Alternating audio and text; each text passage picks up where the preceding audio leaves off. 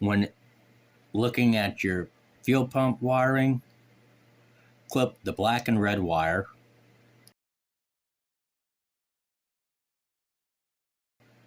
The side going to your fuel pump,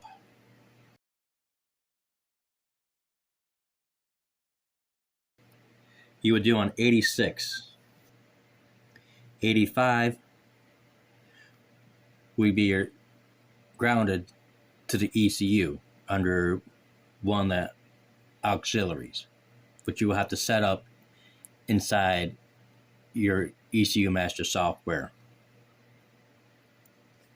12-volt power with a fuse with link like this, and this will go to ground.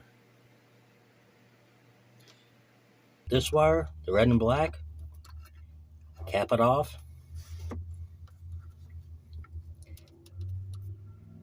and have this run to your relay.